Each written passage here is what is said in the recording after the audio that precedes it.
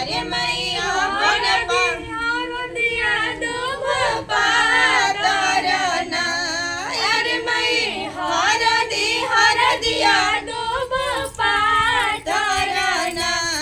अरे मैया बन भैया हरदी चढ़ा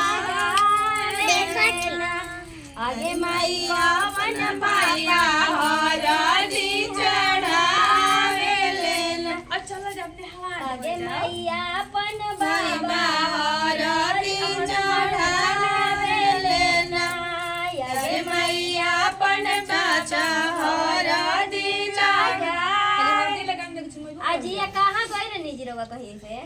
गई रही नहीं यार ऊ तो हम तो कनी देयात के भोज ना खाई रहो ठीक नु एकरा बाद इका कर बियाह पर दीदी तो पक्का कह देन भागो दीदी आपके बहुत छोड़े वाली हई सोचबे कहीं जानत रही ना कि शादी भाई यही चलते आ गनी आगे ना मेरा के भोज ई छोड़ी हन वे तो कहनी के ना ना छोड़ी नती ना तब हमारे घरे कोई छोड़ेला का हम छोड़ा में आई हो काजी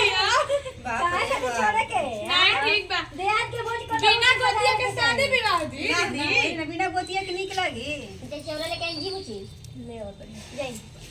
लाइन जे चौरा चुमाइन जे सोनावा चनी